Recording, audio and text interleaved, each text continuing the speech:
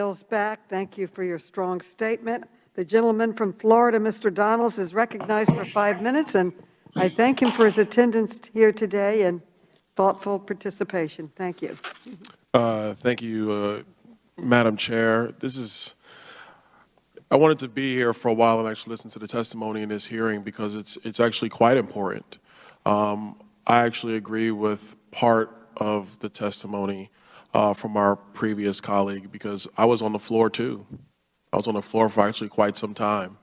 So I remember the banging at the door. I remember being evacuated with other members of Congress, and at that point, we stopped being Republicans and Democrats. We were just members trying to make sure that each other were getting to safety. So I remember it very clearly. I'll never forget it a day of my life. I remember not just myself, but many colleagues on the Republican side of the aisle condemning the attack on the Capitol, flat out condemning it as being unacceptable. And it's not acceptable.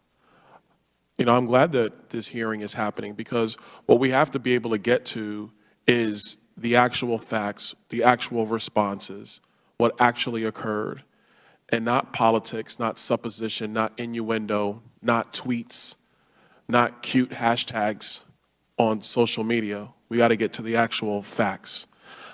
I would say that one of the agencies that is, frankly, the agency, it's been said multiple times in this hearing, responsible for the security of this very facility is not here.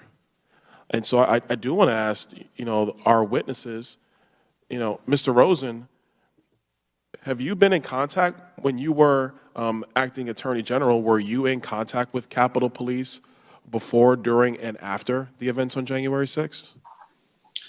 The Department of Justice, the FBI, and the U.S. Attorney were, yes. Mr. Miller, in your capacity as acting Secretary of State, were you in touch with Capitol Police before, during, and after the events on January 6th? I was not personally, but the Department of Defense was in close contact. Okay. And Chief Conte, the same question to you. Were you in touch with Capitol Police before, during, and after the events on January 6th? Yes. Well, I mean, I find it pretty interesting that the three witnesses here today have all been in touch with Capitol Police before, during, and after, yet Capitol Police is not here to talk about what they were doing on January 6th. This is not meant to demean Capitol Police. They were standing there, frankly, in front of members of Congress, getting us out of harm's way. But it's important if we're going to have a hearing that unveils all of the issues that occurred and the ways that this can never happen again, that they need to come before this committee as well. A couple of questions. Mr. Miller, I know that you said earlier that you were in contact with, or you received a request from Mayor Bowser with respect to National Guard troop. When did you receive that request from Mayor Bowser? December 31st, 2020. We spent the weekend going over it to finalize the plan with the DC National Guard and the Department of the Army and Army staff. At what point did you and President Trump actually have a discussion on this request from Mayor Bowser? I had a meeting with President Trump on the 3rd of January concerning some international threats. And at the very end, he asked if there were any requests for National Guard support, and I informed him of Mayor Bowser's request. Mr. Miller, to clarify that point, did you tell the president about the mayor's request, or did President Trump ask if there were requests? He asked if there were requests. What was the president's response to you with regard to the request made by Mayor Bowser? Fill it and do whatever was necessary to protect the demonstrators and that were executing their constitutionally protected rights. Okay. And what happened in response to with Mayor Bowser? What happened when you notified her that her request had been fulfilled? What did she do with that information? I don't know. Did Mayor Bowser ever follow up after the agreement from the president to provide support, actually asking for that support to be deployed? I know there was that 5 January letter that was referred to earlier that Acting AG Rosen referred to. And this is the letter, Acting AG Rosen, this is the letter in which Mayor Bowser basically declined support? Is that correct? Well, indicated that she thought that the police had things in hand and did not need additional support at that time. My last question is this, Mr. Miller, in your estimation, how long does it actually take, logistically speaking, how long in terms of minutes, hours, does it take to deploy National Guard anywhere for that matter? I think it will go down in history as one of the most expedient deployments in National Guard history. I'd just like to highlight that our premier active duty force that's on strip alert has a 3-hour window to deploy, and they deployed, based on my calculations, much quicker. The National Guard deployed much quicker than our active duty forces are expected to. Madam Chair, I know I'm over my time, but may I ask one brief question? So granted. Thank you, Madam Chair. Mr. Miller, in your estimation, on average, how long does it take to deploy the National Guard when requested? On average. I'm not being deceitful. It's just, it absolutely depends what the mission is, where they're trying to go to, and all these other factors. But this was the most expedient. I think if we looked at it definitively, if we had historians or analysts look at it, I think you will find, and it will be clarified as one of the most expedient deployments in National Guard modern history. All right, thank you so much. I yield back. Thank you, Madam Chair, for the ability. You. The gentleman from California, Mr. DeSaulnier, is recognized for 5 minutes. The gentleman from California. Thank you, Madam Chair. Thank you for this hearing.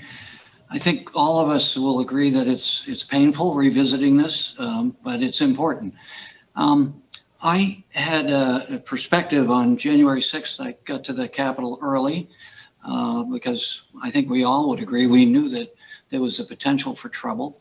I was told to get there early because I had to be removed. I wasn't on the floor because of health conditions. I was across the hall in an office that afforded me a view of the mall and also allowed me to watch television. Both we were monitoring the floor, but I was able to listen to news reports about what was happening on the eclipse. So, and then later I was able to quite visually see the attack on the Western Front, where it's still disturbing to me watching what happened at that doorway and watching Capitol police officers try to defend on the other side of where the temporary bleachers had already been put up for the inauguration. So, Mr. Rosen, one of the times that I look back and I started to accelerate my concern, and this is my perspective listening to the then president, I always thought, well, it's that person and he has a different way of communicating. But we now know that the people who broke the law and entered the Capitol thought that he was telling them to do what they did. And that'll come forward more and more as these cases proceed.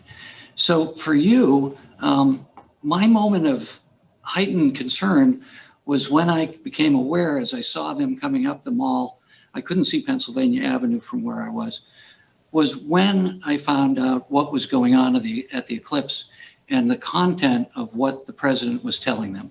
So when did you become aware of that and how did you respond?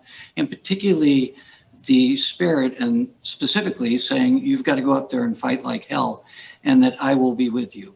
Do you remember when you became aware of that, Mr. Rosen? Not of that phrase or that language. I remember that I was at my office and I was interested in how large was the crowd at the ellipse.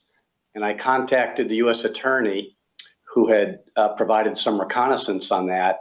I recount some of this in the written testimony, so I'll give you the short version because I know time is limited. But I was told that the crowd was actually at the low end of the estimates that we had all received, might even be below it, and that at that point, they were not unruly or violent. And I asked for continued updates, which I continue to receive. Obviously, when I was receiving them, as I have alluded to earlier, sometime around 2 o'clock, give or take, I don't remember the exact time, Appreciate that. I learned that the perimeter was breached. Mr. Rosen, well, let's go to Mr. Miller. When did you find out about what happened to the eclipse and what the president had instructed the mob to do? And what was the response? I don't recall when I was told. I just, when the movement started to the Capitol, whatever time that was, and we still can't figure that out. It was somewhere I recall, based on my notes, between 1 and 1:30. Chief Conte, when did you become aware of what the president was instructed the mob to do? Probably days later. I was in the midst of all this that was going on. I was at the west front of the Capitol at one point, so unable to watch television to hear what he was saying, but more importantly, just there as the situation unfolded. Well, in hindsight, I know hindsight's 20/20, but it certainly seems that it was clear that he was communicating accurately to that group of people, because they have said that they were following out instructions by the President of the United States. Do you have the same perception? This group of 300 or so that kind of led the charge, if you will. I know that they were on the move toward the Capitol prior to the president making his remarks. You know, it would be unfair for me to say that, you know, that they were listening to him. I just don't know. I think some of that is coming out as the FBI makes its cases, that individuals are saying that they were following those, but I don't know that personally. So. Thank you, Chief. Mr. Miller, if you said that you feel strong, what I took strongly, that an independent bipartisan commission, is there anything specifically that you would hope to tell them that we should do to avoid this from happening again? Thanks for the question, sir. I think everybody's pretty much hit that. Is just, let's get some lessons learned and let's not let this happen again. And let's figure out how to rebuild our bonds of connection and affinity for each other.